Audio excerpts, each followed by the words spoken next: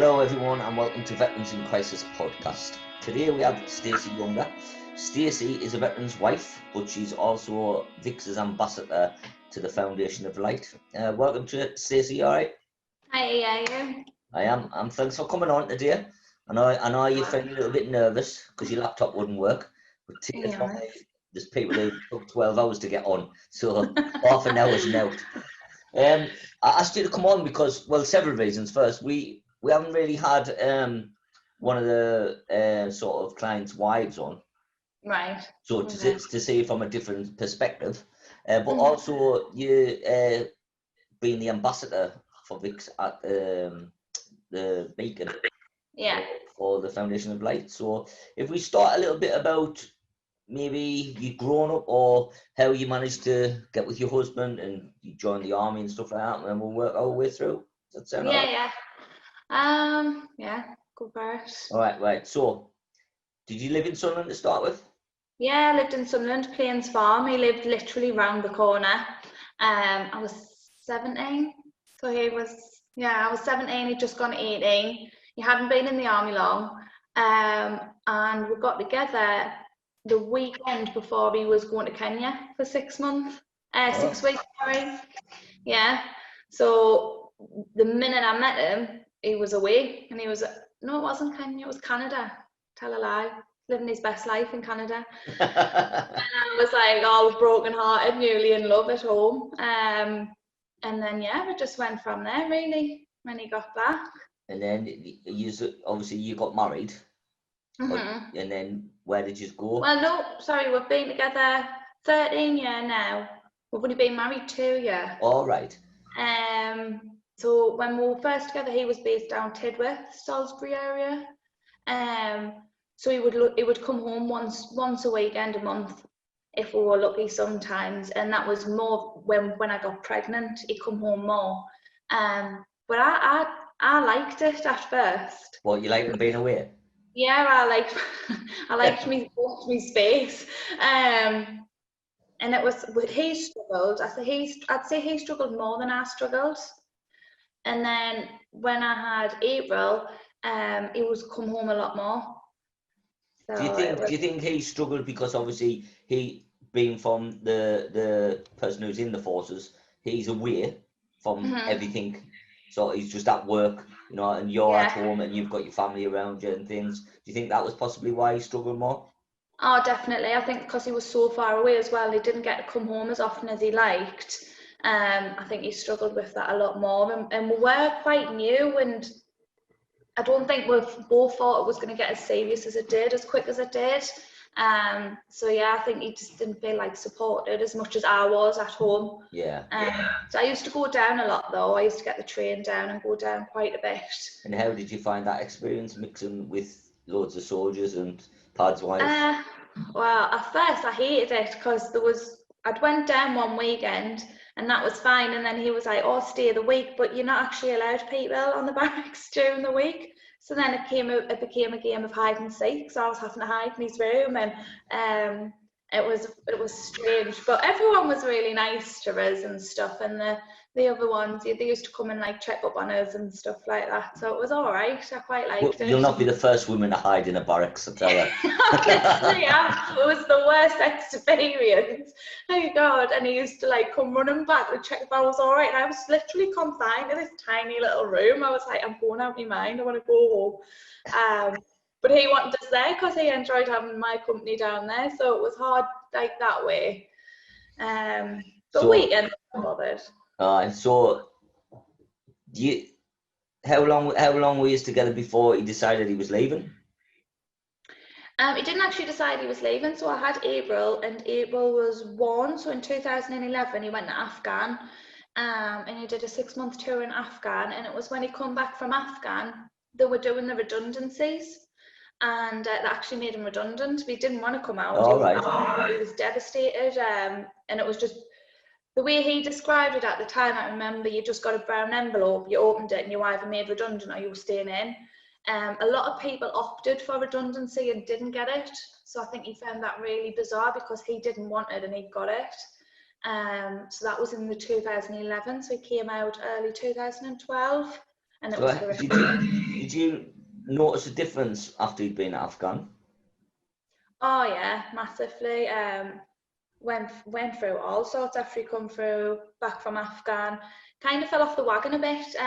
Drinking, just odd behaviour, getting into trouble, and he's never got into trouble. Like, he's always on the right side of the police. But not being bothered about it as well. And then I think when he was hit with the redundancy, it just spiraled. So like the end of 2011 was just horrendous for us, really. Didn't know what he was going to do for work because he didn't get any qualifications when he was in there. So it was just, and would never live together, would never actually like spend that much time together. So it was all very. That week. If I was pregnant again, so you know. Fling that into the works. So yeah, it was really bad at first. So, and you weren't married yet, no? No, weren't married yet. So you come back. Obviously, you've noticed a change in his behaviour, and then I mean the pressure of moving in with someone anyway. You know, it doesn't matter how much you love them. You know, you're used to your own space, and people have different sort of peculiarities, don't they? You know, people do stuff that the other person finds annoying, you know? I think as well, I'd been parenting on my own for so long, I felt intruded myself that he was there as a parent all of the time, where it was just me, and he would come home and be the fun parent, and then all of a sudden he was there all the time, so it was difficult. We hear this quite a lot. We hear of when, we'll just say lads, when lads comes back, and then they sort of try and impose their rules, you know, in the 2 weeks that they come back. But obviously the kids and the mum have had their rules all the time, you know, and it causes some arguments, doesn't it? Some friction. Massively, it's a massive adjustment because you don't always agree. So when you're used to doing it all of the time, and then all of a sudden they're there trying to get their pennies worth, you're like, so yeah, no, that was hard. So he's out now, and what was it, 2011? 2012? Yeah, 2012. How did he find looking for work or transitioning? I know, other than the fact getting into trouble and stuff. Well, he sorted himself out to an extent, and he got redundancy money. I think 19,000 they paid him out. So yeah, around about that. He paid thousands as for offshore courses. So like he's what's it all called? Like, he got his medical, he done his moist and all of that, all of that, paid thousands and thousands and just couldn't get on the rigs. But he'd fixated on working away and being on the rigs and having that sort of community and that lifestyle. And because he couldn't get on, he tried for months. And whilst he was trying to get on, he was doing like factory jobs, and he was just miserable, absolutely miserable. It was really bad. So he was just in and out of factories every 6 weeks.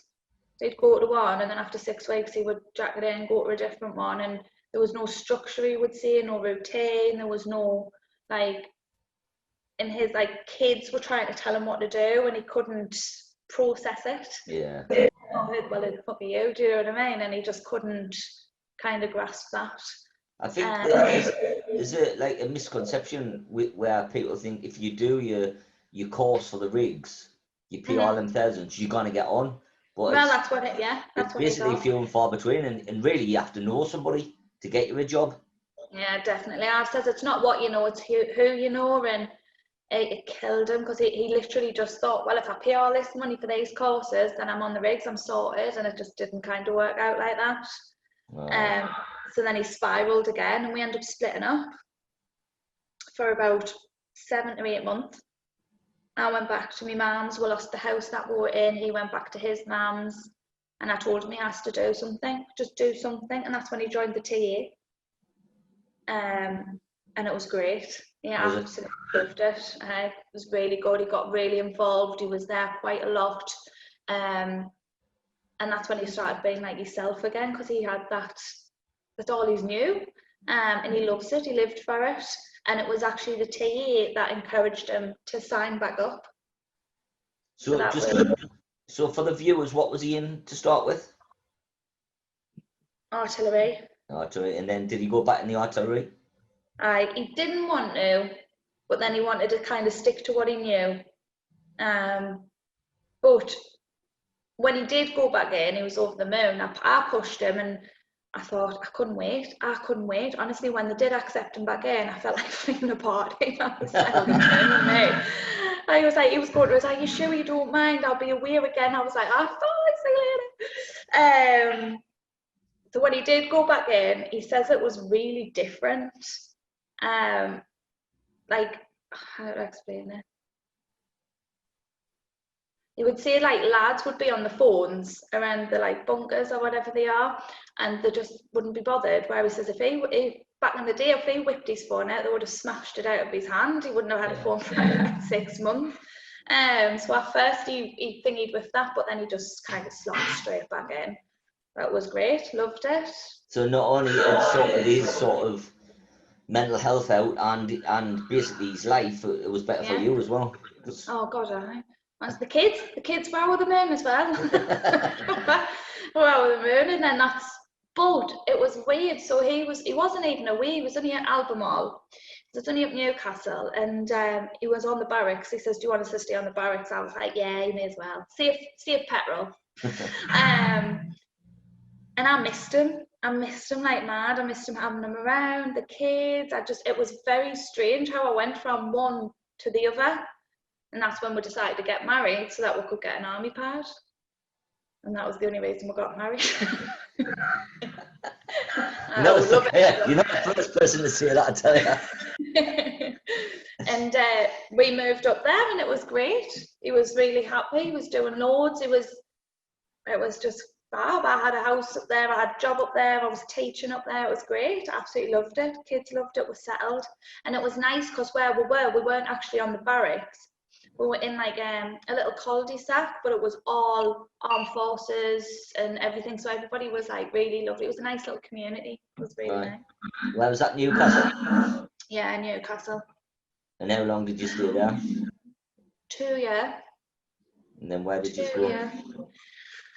And then he got made medically discharged out of nowhere.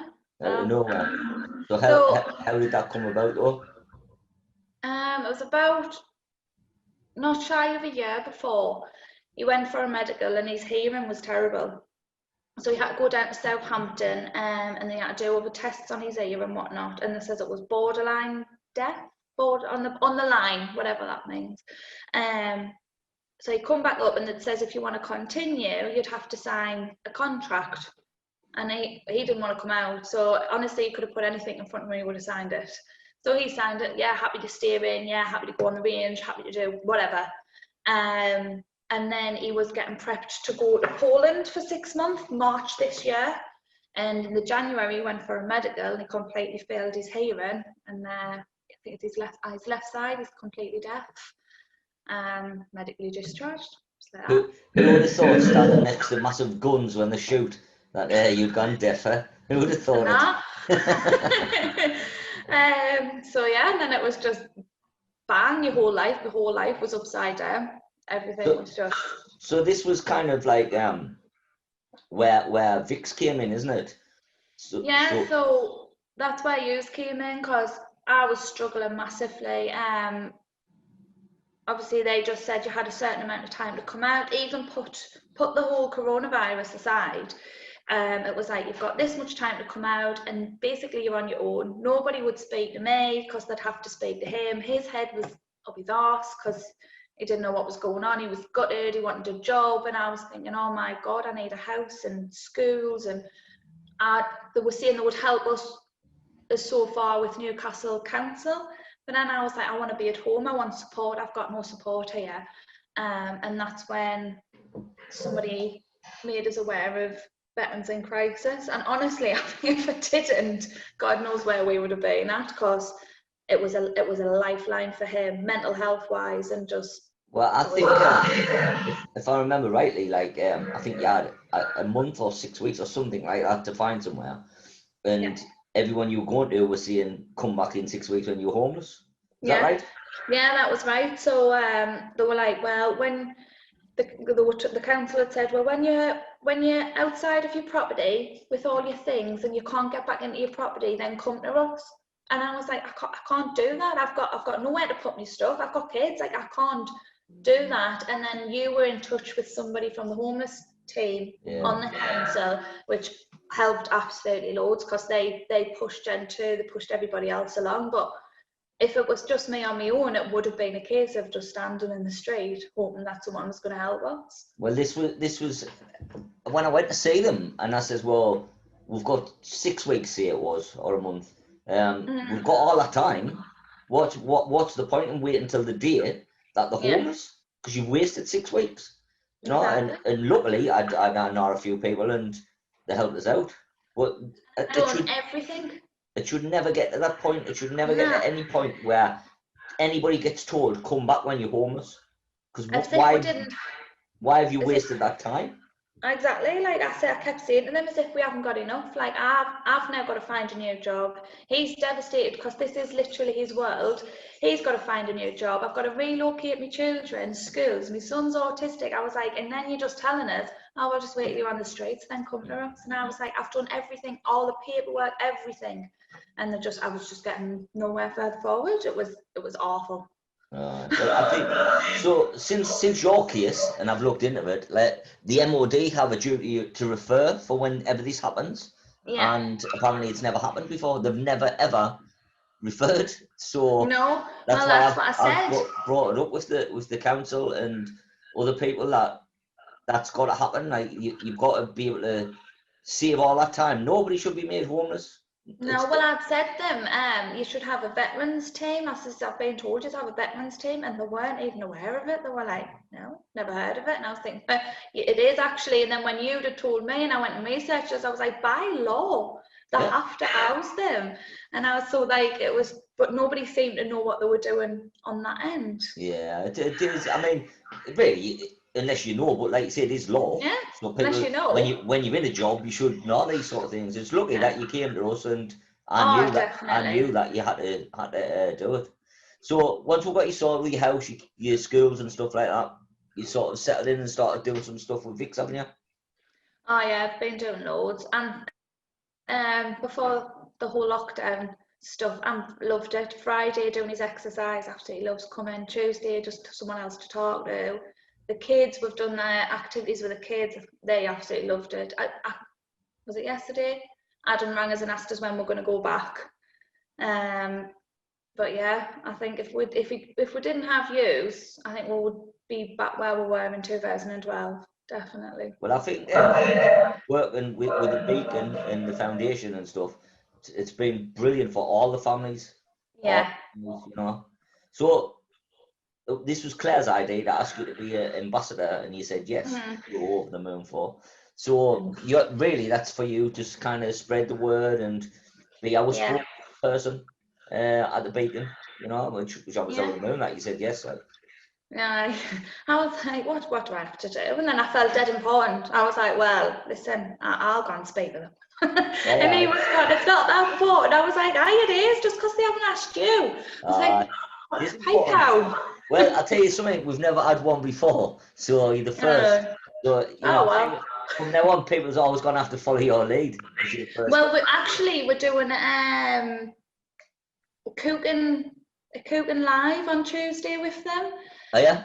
Yeah, we're doing a taster session, so they come and they drop all the ingredients off at your door, and it's basically you log into Zoom and we all cook together, and they like guide us through what we're cooking, and obviously the kids cook and stuff. It's fab because they bring everything to you. It's a taster session, and then you can do a 6 weeks course. It's great. I mean, it's a shame, but that everyone can't get together. But with technology, the way they've worked it's been spot on. Like.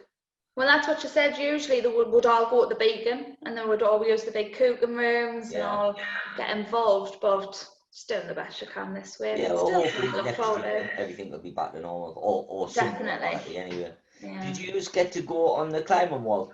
Because we got a climbing wall as well. Yeah, we did. Anthony went on it. Did you not? Were you not there? No. I never get to do any of the fun stuff now. Honestly, he climbed to the top, and there was this little old man holding the rope at the bottom, and when he started coming down, because he's that heavy, the little old man started lifting up off the floor. Honestly, I was going, you're far too big for that. But the kids and that went on. The kids loved it. Absolutely loved it. And I mean, all the they call it like the Battle of the Beacon. Every Friday, you know, where they have a competition. That's all I talk about all week. All week, and it's like he'll tell us, it tells us what it's about, and he gets dead competitive. Honestly, he gets really into it, and I'm like, you're a grown man. It's just, it's a laugh. And he's like, no, and this one did this one to this. Somebody had slide someone or something the other week, and he was like fuming about it. Yeah. I've had people leave and storm back here because they didn't get points. Jesus. Can't enough it. And he loves his Gregs. Loves his Gregs. We're really lucky we get like Gregs every week, so everyone gets them. And you know, it's a shame that we can't do the Gunners at the moment, because Gunners was like a really big part of the week. Everyone looked forward to it, you know, and that's a shame. But like I say, next year hopefully it'll be definitely. So what have you got plans for the future, other than being our ambassador, obviously? Do you mean just personally wise? Yeah. Well, he's started doing his welding degree, which is great. Welding and fabrications. He's doing his maths and English, because he's got no maths and English qualifications. So he's doing that, and that finishes in July. He's been looking for an apprenticeship or placement, you know, to get hands-on experience, but he's really struggling. A lot of places are not wanting to take on, and they'll say because of coronavirus, risk assessment, stuff like that. But he needs the hours to pass the course, and he wants to be out. He wants to be out because he's only in college 3 days a week. So the other 2 in a weekend, he's willing to work and just get that hands. He says he learns better hands-on. I suppose most people in the army do. So he's doing that, and then we're talking about in a couple of years, 2 to 3 year time, we want to move. I want to move to Canada. To Canada? Why Canada? Because he went there for 6 months. He went all the time. Honestly, I was thinking to myself, you've got a second family over there. He was there that much. He loves it over there, and my nanny used to go about 3-4 times a year, and just the quality of life and everything over there is just completely different. It's something I would love to do. I would hate to be like 80, 90 on my deathbed and think, oh, I wish I did that, but I didn't. I stayed here. Yeah. I think it's a brilliant idea, and I think it's really good that you got something to look forward to, you know.